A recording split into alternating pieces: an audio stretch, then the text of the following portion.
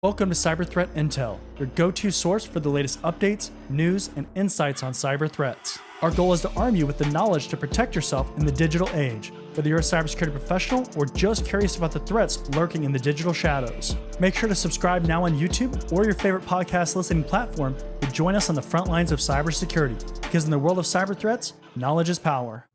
Welcome. This is Cyber Threat Intel. I'm your host, John Good. This is episode number 60. And it's Tuesday, July 2nd, 2024. If this is the first time you're joining the show, welcome. Glad to have you here. If you're returning from another episode or some other content, glad to see you returning to get your fix of cyber threat intel. If you want to see any of the articles that we cover, then you can head on over to cyberthreatintel.com and you can read more about the articles. We also add other articles that don't necessarily make it into the episode, so there's a lot of great content on there and highly recommend checking that out. Just as a reminder, I said this in the episode yesterday, but this week is July 4th in the United States. We have a holiday on the July 4th, so the 4th of July. And so we will not have an episode for that day, but just wanted to let you know that so you're prepared. Now, with that being said, let's go ahead and flip on over to my screen and hop into the content. All right, so first article here, CDK Global says all dealers will be back online by Thursday. CDK Global says that its dealer management system, the DMS, impacted by a massive IT outage following a June 18th ransomware attack, will be back online by Thursday for all car dealerships. Now, if you missed this, we did cover this ransomware situation on a previous episode, which is why it's good to always watch this show, because we're covering these latest and greatest attacks and situations that are occurring around the world. Company is also working on restoring access to other affected applications, including its customer relationship management CRM system 180 and service solutions. There's a quote here. It says, "We're continuing our phased approach to the restoration process and are rapidly bringing dealers live on the dealer management system DMS." CDK spokesperson Lisa Finney told Bleeping Computer. Software as a service, the SaaS provider's platform is used by over 15,000 car dealerships across North America to run their operations, including sales, financing, inventory, service, and back office functions. So this was the huge issue here, is this system has all of these different things built into the single system. And since that system was having issues, all the dealerships were running into issues as far as being able to process financing and do all these different things, sell vehicles, because it's all tied to that single system. And if you've ever worked in, for instance, retail, and you've had your systems go down, that can be a huge hassle because you either have to deal in cash, which, selling a car, you probably don't want to deal in cash. Getting $10, $20, $30, $40, $50,000 in cash just doesn't seem like a good idea in general, let alone being feasible for people to pay that way. But then also doing things like credit card payments, that's a difficulty because you can't necessarily always verify the payments or, all these different things. And financing becomes a challenge, especially if your entire, not just your one dealership, but your entire kind of chain is connected with that system. There's all kinds of issues. So it can be quite a disaster if that's your only system that you can use. The article says, because of the widespread outage after last month's attack that forced CDK to shut down its IT systems and data centers, car dealerships using the company's dealer management system have had to switch to pen and paper, which is obviously an issue when you're dealing with high-priced items, and buyers were unable to purchase cars or receive service for already bought vehicles. Think about cars, right? If you have a service plan or some kind of warranty, how is that verified? How do you confirm that if all of your systems are down? You can't. You can't check that out because you have no way to look it up. While we're trying to restore service, CDK suffered a second cyber attack, which again forced it to take down all IT systems and login systems to contain the breach. So if you've never heard me say this before, or you're not aware of this, I say this as much as I can because it happens all the time. But when you get breached, you're going to get tested again. It's like clockwork. They're going to test you again. They're going to see if you fix things, and they're just going to come at you again.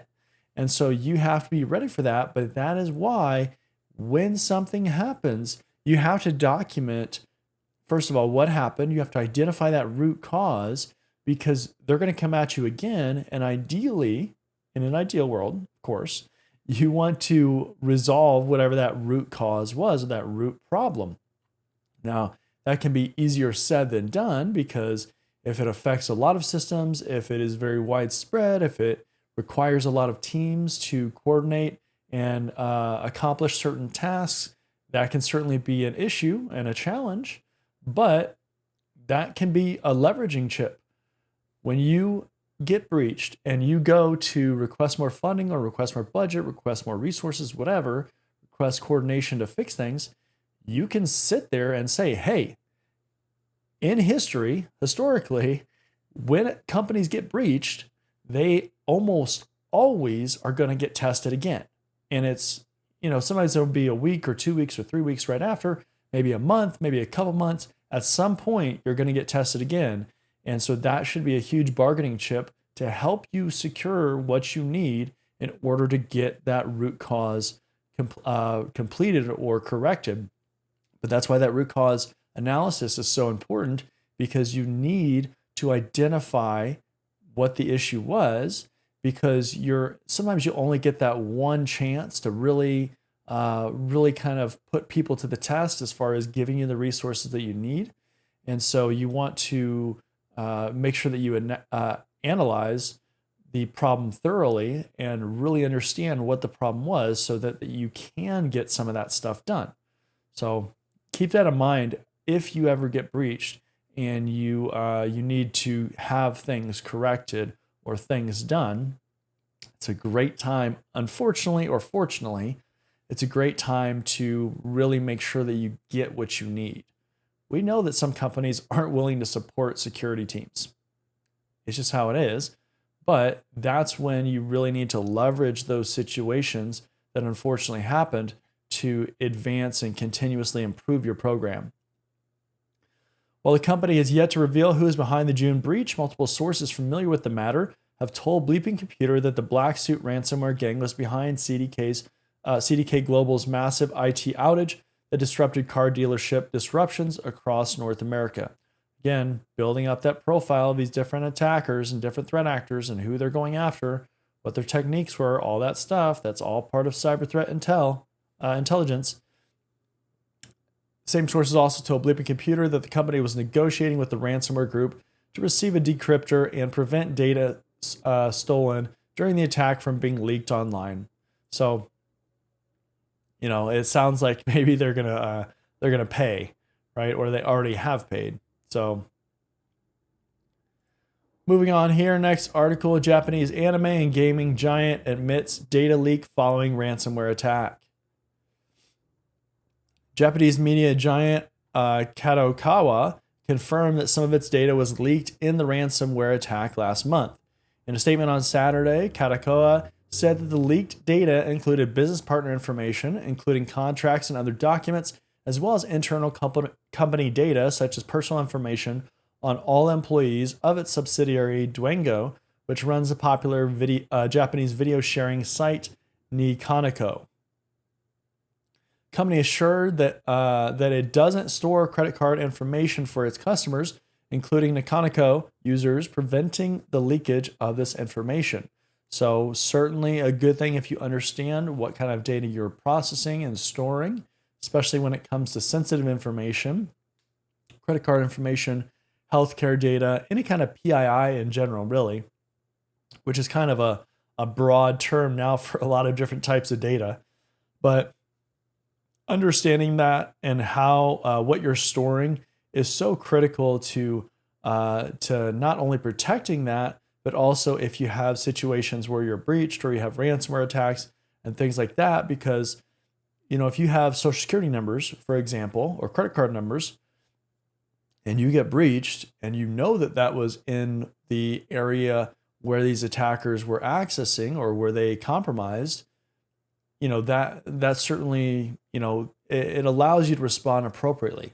If you don't have that information or it's not stored where they were accessing, then you can rest a little bit easier because you know they don't have that information.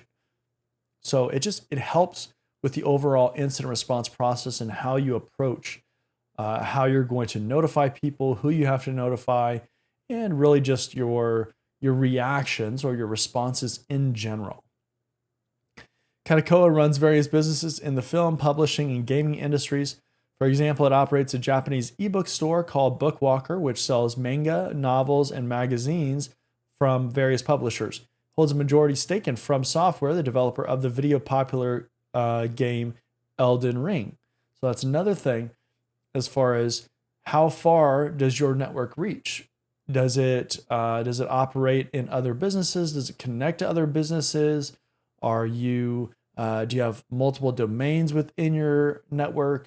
All these different things matter because you have to know those interconnections between different networks and different areas of your network even too, or if you connect with contractors or vendors and all of those different connection points, because networks, you can go between different networks if they're connected. You can pivot to other networks and more sensitive networks. And we've seen supply chain issues that way too, where we've seen one company get breached, and because there's a direct connection into another network somehow, like with SolarWinds. If you're not familiar with that incident, go check it out, go research it. But being able to compromise the host entity or the vendor and then branch out to different customers because there's connections via software or via something else. And that can create all kinds of issues. Last week, the Black Suit ransomware gang published a small sample of the stolen data and threatened to publish the rest if the company didn't pay a ransom. Black Suit is said to have gained access to 1.5 terabytes of the company's data. So again, with ransom payments, again, some countries are putting bans on ransom payments, or they're trying to. And so that can certainly impact if you're able to even pay a ransom, or if you have to submit for approval to the government or something, or if there's no ban and you can just kind of make the decision on your own. So not all companies are paying ransoms. So keep that in mind. Don't feel like you have to pay the ransom, because that does help fund their initiatives. Katakoa is aware of these claims and said it is in the process of confirming their authenticity. So that is certainly one aspect of incident response and reacting to these different scenarios. Is if somebody claims they have a bunch of data of yours, then you've got to track it down and kind of figure out if that is legitimate, if that's authentic, that claim. Because we know that there are groups and there are people out there that will make the claims that they've stolen data, but they've never stolen data. We've seen that happen before, and you can't just jump to conclusions in general in your organization in cybersecurity. If something happens, don't jump to a conclusion. Do the root cause analysis, do the forensic analysis, all those things to make sure that you understand exactly what happened. Look through the logs, see if they were able to actually get in, see if there was some unauthorized access in your different areas or your accounts. That's all just part of doing an analysis of what has happened to make sure that you understand so that you can appropriately respond to those situations. Moving on here, next article, Cisco warns of NXOS zero-day exploited to deploy custom malware. Cisco has patched NXOS zero-day exploited in NXOS zero-day exploited in April attacks to install previously unknown malware as root on vulnerable switches. Cybersecurity firm Signia, who reported the incidents to Cisco, linked the attacks to a Chinese state-sponsored threat actor it tracks as Velvet Ant. We've talked about Velvet Ant on this show before. This is a quote: "The threat actors gathered administrative-level credentials to gain access to Cisco Nexus switches and deploy a previously unknown custom malware that allowed them to remotely connect to compromised devices, upload additional files, and execute malicious code." Cisco says the vulnerability, tracked as CVE 2024-20399, can be exploited by local attackers with administrator-level privileges to execute arbitrary commands with root permissions on vulnerable devices underlying operating systems. So Certainly, anytime somebody gets administrator account or system level access, root permissions, those kinds of things, that is always of concern because that is, the ultimate access. You can turn things off, you can install things, you can mess everything up. This is a quote here. This vulnerability is due to insufficient validation of arguments that are passed a specific configuration CLI commands. An attacker could exploit this vulnerability by including crafted input as the argument of an affected configuration CLI command, Cisco explains. So that is quite dangerous, absolutely. They give a list of the affected devices here. So MDS 9000 series multi-layer switches, Nexus 3000 series switches, Nexus 5500 platform switches, Nexus 5600 platform switches, Nexus 6000 series switches, Nexus 7000 series switches, and Nexus 9000 series switches in standalone and XOS mode. Cisco advises customers to monitor and change the credentials of network admin and VDC admin administrative users regularly. So pretty standard practice, change passwords, do all those kinds of things, monitor who's logging into those accounts. And certainly because this is Cisco, this is controlling your networking gear. So this is controlling, how your network operates, where traffic is sent, if it's able to be sent.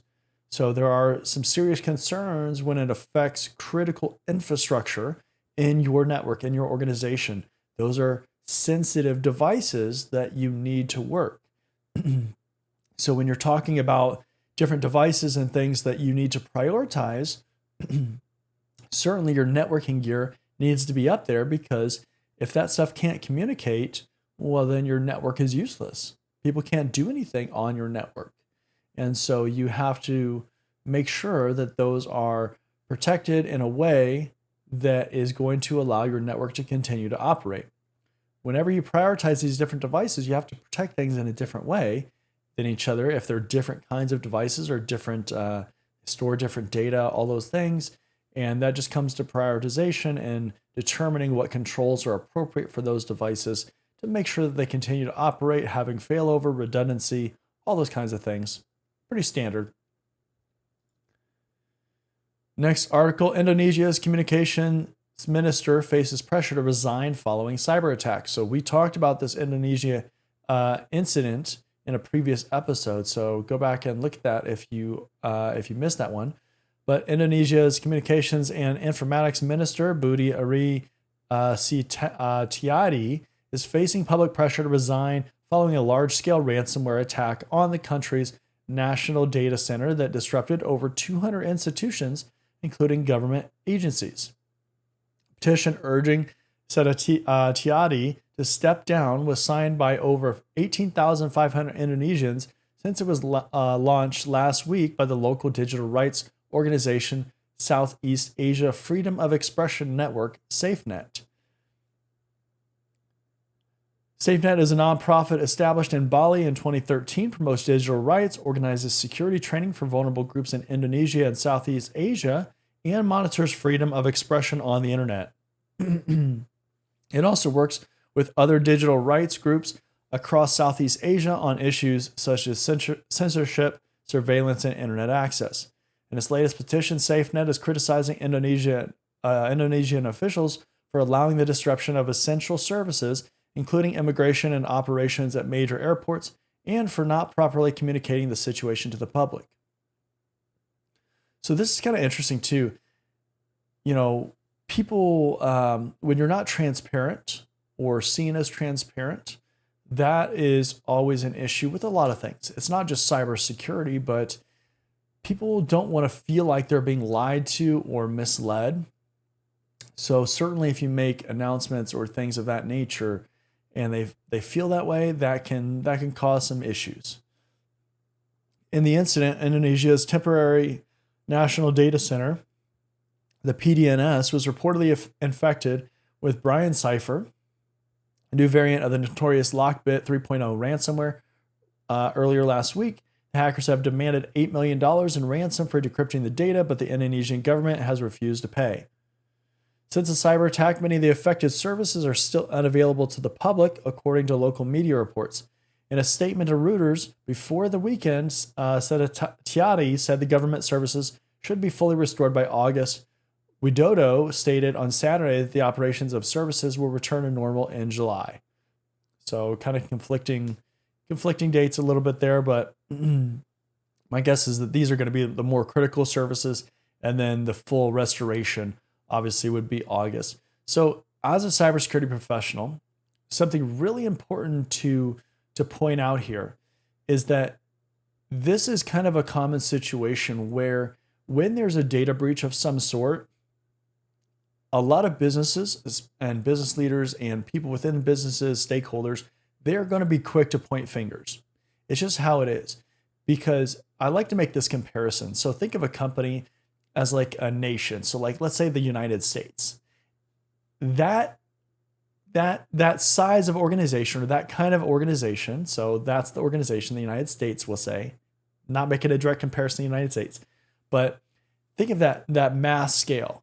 They expect you to defend the organization in a lot of cases with a force the size of a local city police or a small town city police force. That's your cybersecurity team. So they expect that you're going to be able to defend the entire organization with that amount of resources. And when you don't, they're going to point the fingers and say that you didn't do what you need to do. So a lot of companies, even in today's world, are not willing to give you enough resources to actually adequately do the job. So keep that in mind. Going into cybersecurity, it's an uphill battle for sure. And so that is certainly one of the frustrating things with cybersecurity. Now, if you work in an organization that is willing to give you a lot of resources, that's fantastic. But I would not say that that is the majority at this point, And so I feel the pain.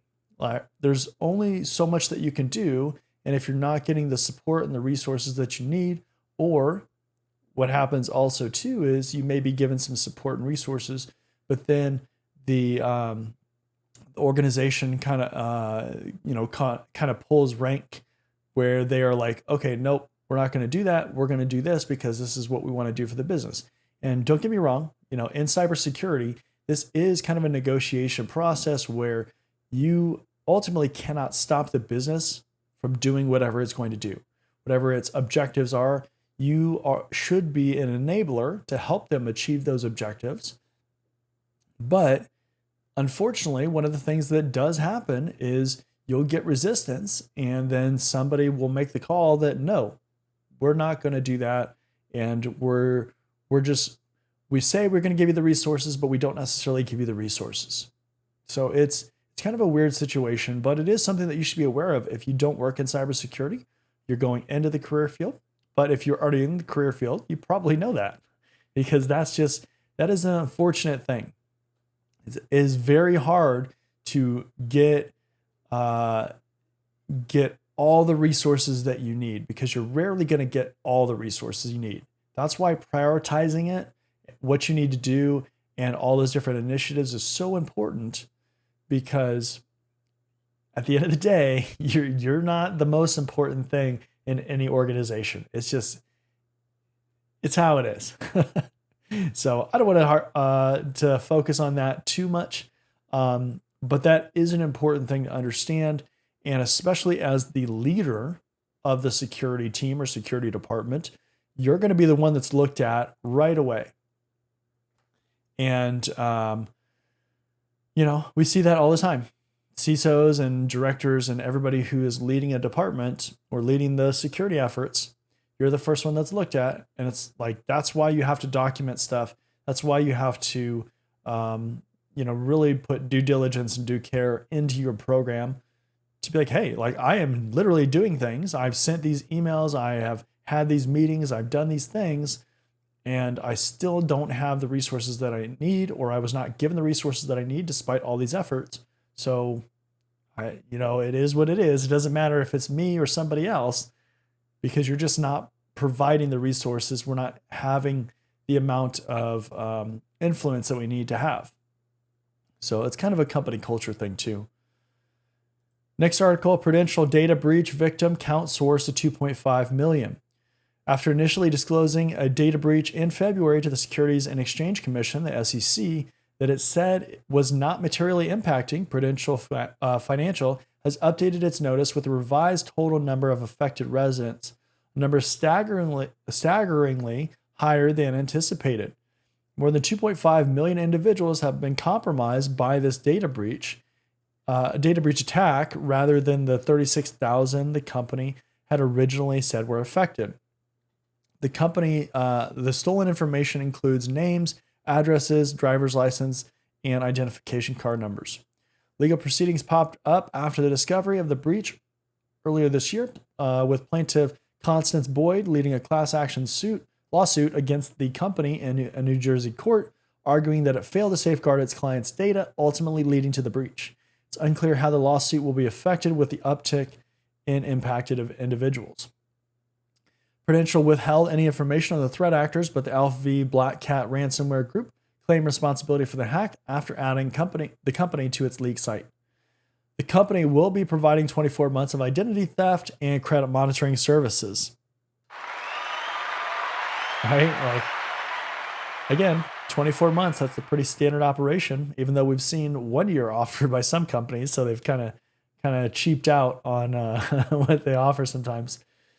But, with this is really important that you make sure that when you make announcements that you have done the research that you need to do, that you've thoroughly vetted that information, you've done your root cause analysis and all those kind of important things, because when you make an announcement, if you have to go back and correct that announcement, do it, because you want it to be an accurate announcement. But if the original announcement, what you say in that, varies drastically from the future announcement, that's going to be an issue, because people are going to feel like either you don't know what you're doing, you don't have the right controls in place, you misled them. There are all these kinds of things and feelings that will result in having drastic changes in what your announcement is. Now, certainly as a cybersecurity professional, I get it, right? We find other things that have happened and we find new clues, and then all of a sudden now we have more information that was maybe obscured or obfuscated at some point, and it just took time to uncover. That happens. That is the unfortunate reality of these situations.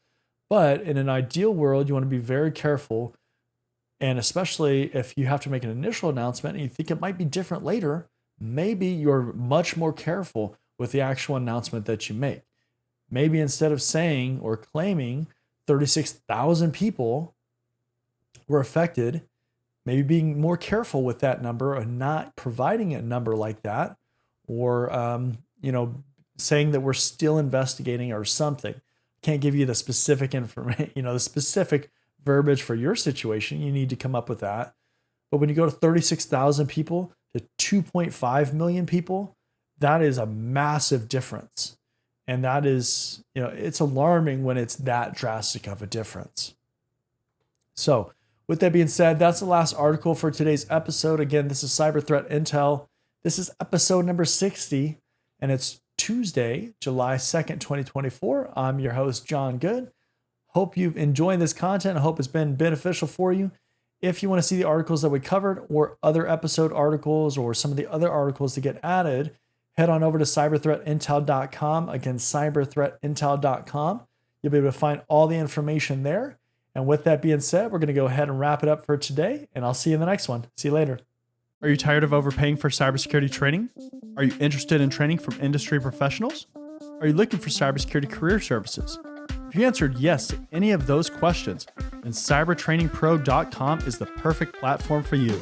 At Cyber Training Pro, we're a one-stop shop for all your cybersecurity needs. We can train you for industry certifications or just improve your overall knowledge and skills in a certain area. Unlike other platforms, we don't stop there. We can also coach you throughout your career, practice your interview skills, or create a high-performing resume with our career services. CybertrainingPro.com isn't just another training platform. Students get exclusive access to our private community where we go beyond training courses to provide additional content, tips and tricks, and engagement with both other students and staff. Look, by the year 2025, there could be as many as 3.5 million job openings in cybersecurity. With so much opportunity, why not maximize your career potential with a platform that cares about your success? Come join us at cybertrainingpro.com and start building your future today.